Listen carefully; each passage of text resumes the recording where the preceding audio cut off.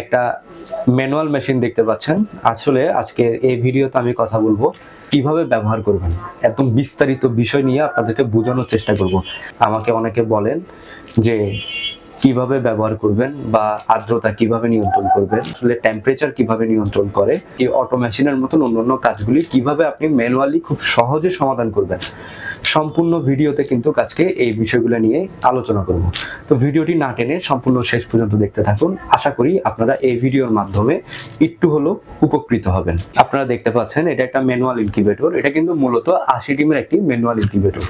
এই ধরনের ইনকিউবেটরগুলোতে মূলত এই ধরনের একটা টেম্পারেচার কন্ট্রোলার ব্যবহার করা হয়। এটা 3001 মডেলের হতে পারে, কিংবা STC 1000 হতে পারে, কিংবা W1209 হতে পারে। যার ইনকিউবেটরে যেটাই ব্যবহার করা আছে, আমি বলছি না যে শুধুমাত্র 3001 হতে পারে।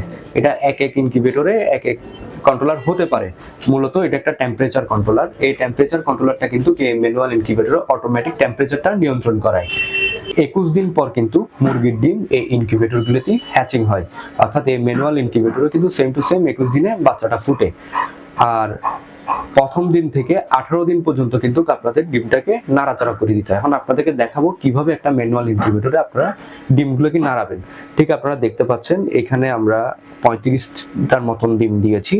হাত দিয়ে ঠিক এভাবে ডিমগুলোকে আপনারা দিনে 2 বার কিংবা সম্ভব হলে অবশ্যই 3 বার নেড়ে দিবেন। এগুলো একটা একটা করে নাড়াতে হবে, বা একটা এই পাশ হলো কিনা একটা ওই পাশ হলো কিনা আসলে তেমন কোনো বিষয় নেই। আপনারা জাস্ট এভাবে ধরে ডিমগুলোকে নেড়ে দিবেন। আর আমরা কিন্তু নিচে কিছু ব্যবহার করে নিই। আপনারা যদি পারেন একটা সুতির কাপড় ব্যবহার করতে পারেন।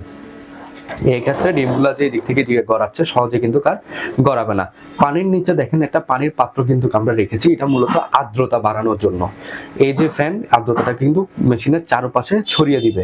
আর এখানে দেখতে পাচ্ছেন এখানে আমরা একটা 40 ওয়াটের বাল্ব কিন্তু ব্যবহার করেছি। আর ডিমের গায়ে মূলত আমরা দাগ দিয়ে রেখেছি, দেখতে পাচ্ছেন। এটা হচ্ছে আপনার এটা একজন থেকে আমরা ডিমটা নিয়েছি, এটা অন্য জনের, দুজনের ডিম আছে। মূলত আমরা জাস্ট আপনাদেরকে বোঝানোর উদ্দেশ্যেই কিন্তু হ্যাচিংটা করা। দেখতে পাচ্ছেন আজকে প্রথম দিন আমরা এখানে ডিম দিয়েছি। ঠিক 7 দিন পরে আমি কিন্তু আবারও আপনাদের মাঝে ফিরে আসবো। আসলে 7 দিন পরে আসলে ডিমটাকে ক্যান্ডেলিং করতে হবে। আমি কিন্তু ধাপে ধাপে আপনাদেরকে বোঝানোর চেষ্টা করব একটা ম্যানুয়াল ইনকিউবেটরে কিভাবে সম্পূর্ণ আপনারা ব্যবহার করতে পারেন, বা সম্পূর্ণ একটা ম্যানুয়াল ইনকিউবেটর ব্যবহারের নিয়ম। আমাদের আরেকটা যে কাজ করতে হবে এটা হচ্ছে আর্দ্রতা। এখানে ঠিক একটা হাইগ্রোমিটার আছে, আপনারা দেখতে পাচ্ছেন। এটা দিয়ে আমরা আর্দ্রতা নিয়ন্ত্রণ করব। এটা অবশ্যই আপনারা সেন্সরটাকে সেন্সরের দিকে রাখার চেষ্টা করবেন।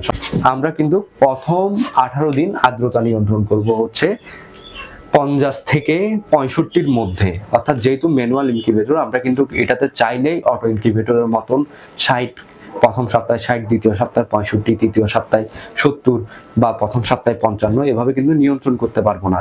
কারণ আর্দ্রতাটা কিন্তু আমাদের ম্যানুয়ালি নিয়ন্ত্রণ করতে হবে। ওই ক্ষেত্রে অবশ্যই আর্দ্রতাটা আমরা চেষ্টা করব 50 থেকে 65-র মধ্যে রাখার।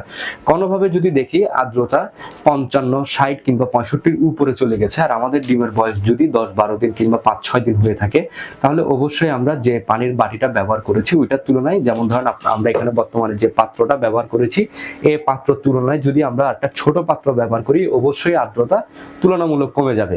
আর যদি আমরা লক্ষ্য করি যে আর্দ্রতা আমাদের প্রয়োজন 55 থেকে 65-র মধ্যে বা 60-এর মধ্যে, কিন্তু আমাদের আর্দ্রতা রয়েছে 75 কিংবা 70 বা 80, 80 এই ধরনের, ওই ক্ষেত্রে কিন্তু আমাদের এই ছোট পানির বাটি ব্যবহার করতে হবে। আর কোন ক্ষেত্রে যদি আমরা লক্ষ্য করি যে আর্দ্রতা 30, 35 কিংবা 40, 45-এ নেমে এসেছে, ওই ক্ষেত্রে যদি আমরা একটা পানির পাত্র রাখি, অবশ্যই তার থেকে একটু বড় বাটিটা আমাদের দিতে হবে।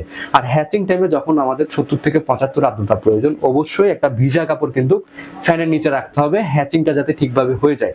কারণ হ্যাচিং টাইমে আর্দ্রতা একটু বেশি প্রয়োজন হয়। দেখাবো কিভাবে এই ডিমগুলোকে ক্যান্ডেলিং করতে হয়, অর্থাৎ প্রত্যেকটা ডিম কিভাবে আপনারা ক্যান্ডেলিং করবেন, কোনটা উর্বর ডিম কোনটা অনুর্বর ডিম আপনারা কিভাবে বাছাই করবেন। যদি আপনারা উর্বর আর অনুর্বর ডিম বাছাই না করেন, ওই ক্ষেত্রে যে ড্যামেজ ডিমটা হবে, যে ডিমটা এখানে ড্যামেজ হবে, ওইটা কিন্তু ভালো একটা ডিমকে খুব সহজেই নষ্ট করে ফেলবে। কারণ একটা ড্যামেজ ডিমে কিন্তু অনেক ভাইরাস অ্যাক্টিভ হয়, যেটা কিন্তু এক ডিম থেকে আরেক ডিমে খুব সহজে ছড়িয়ে পড়ে আর ভালো ডিমটাকেও নষ্ট করে। সুতরাং ইনকিউবেটরের ক্ষেত্রে হোক সেটা ম্যানুয়াল ইনকিউবেটর হোক সেটা অটো ইনকিউবেটর, 100% আমাদের ক্যান্ডেলিং করতে হবে। যদি আমরা ভালো ডিমটাকে চেক না করি বা নষ্ট ডিমটাকে আমরা ইনকিউবেটর থেকে বাদ না দিই এখানে কিন্তু অনেক দুর্গন্ধ হবে অ্যান্ড আমাদের হ্যাচিং এর রেজাল্টটাও কিন্তু অনেক অংশ কমে যাবে। এই ক্ষেত্রে ইনকিউবেটরে হ্যাচিং এর ক্ষেত্রে ক্যান্ডেলিং একটা অনেক গুরুত্বপূর্ণ বিষয়, সুতরাং এটা খুব ভালো করে আপনারা লক্ষ্য করবেন এবং সবাই চেষ্টা করবেন যাতে সময় মতো অবশ্যই ক্যান্ডেলিংটা আপনারা করতে পারেন। আমি কিন্তু এখন লাইটটা অফ করে নিয়েছি, কারণ অন্ধকারে ক্যান্ডেলিংটা করলে খুব সহজে এটা বোঝা যায়, অন্ধকারে ক্যান্ডেলিংটা খুব ভালো করে করা যায়। আপনারা অবশ্যই ক্যান্ডেলিং এর সময় লাইট কিন্তু অফ করে নেবেন। আমি আপনাদেরকে আরো ভালো করে বোঝানোর জন্য আসলে আমি মেশিনটাকে অফ করে দিয়েছি। দেখতে পাচ্ছেন আপনারা, হয়তোবা এখন দেখতে পাচ্ছেন ডিমের ভিতরটা দেখতে পাচ্ছেন। 7 দিন বয়স এই ডিমে কিন্তু আমরা কিচ্ছু দেখতে পাচ্ছি না, একদম ক্লিয়ার। অর্থাৎ এটা কিন্তু সম্পূর্ণ আনফার্টাইল একটা ডিম, অর্থাৎ এই ডিমে কিন্তু কোনো বীজ ছিল না বা কোনো ব্রণ ছিল না। যদিও বা ইনকিউবেটরে সবসময় আপনারা চেষ্টা করবেন 7 দিনের মধ্যে ডিমটাকে দেয়ার, অর্থাৎ ইনকিউবেটরে 7 দিনের মধ্যে ডিমটাকে দেয়ার। দেখতে পাচ্ছেন এই ডিমটাতে কোনো ব্রণ ছিল না, সুতরাং এই ডিমটাকে কিন্তু আমাদের বাদ দিয়ে দিতে হবে। আমরা যদি এখানে রাখি ডিমটা কিন্তু নষ্ট হয়ে যাবে, 1 নাম্বার। এখন আমি আপনাদেরকে আরেকটা ডিম যদি দেখাই, দেখতে পাচ্ছেন হয়তোবা সম্পূর্ণ মাকড়সার জালের মতন, লক্ষ্য করতে পাচ্ছেন সম্পূর্ণ মাকড়সার জালের মতন কিন্তু একটা ব্রণের অ্যাক্টিভিটি আমরা এই ডিমটার ভিতরে দেখতে পাচ্ছি। এটা কিন্তু 100% ফার্টাইল ডিম, অর্থাৎ এই ডিমটাকেই কিন্তু আমরা উর্বর ডিম ধরে নিব আর এই ডিমটাকেই কিন্তু আমরা হ্যাচিং এর জন্য রেখে দিব।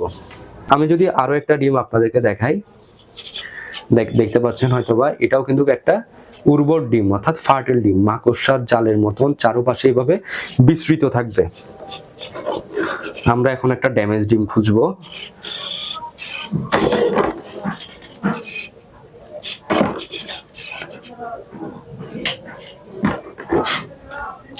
এভাবে আমরা কিন্তু প্রত্যেকটা ডিম এভাবে বাছাই করে ফেলবো, অর্থাৎ প্রত্যেকটা ডিম আমাদের বাছাই করে ফেলতে হবে, নয়তোবা ভালো ডিমটা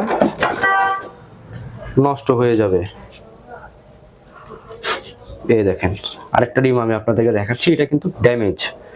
অর্থাৎ এর আগে যে ডিমটা দেখাইছি, যেমন ধরেন এই ধরনের একটা ডিম, এটা তো দেখতে পাচ্ছেন ব্রণ কিন্তু কাছে, হ্যাঁ এই ধরনের, এটা কিন্তু আনফার্টাইল, অর্থাৎ এই ডিমটা কিন্তু আপনার অবশ্যই আপনি কোনো কিছু হয়নি, আপনি যদি এটা এখন ভেঙে দেখেন সম্পূর্ণ ফ্রেশ ডিমটা।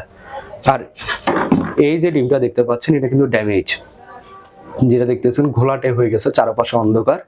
এই ডিমটা কিন্তু খুব দ্রুত ইনকিউবেটর থেকে সরিয়ে ফেলতে হবে। আর অবশ্যই ফার্টাইল ডিম হয়তো আপনারা চিনতে পারছেন। আমি আবারও দেখাই আরেকটা ডিমে, দেখেন সম্পূর্ণ ব্রণের অ্যাক্টিভিটি দেখা যাচ্ছে, যেহেতু আজকে ডিমের বয়স 7 দিন। ঠিক 7ম দিনে আপনারা কিন্তু এভাবে ক্যান্ডেলিং করে ফেলবেন, আপনারা হয়তোবা দেখতে পাচ্ছেন।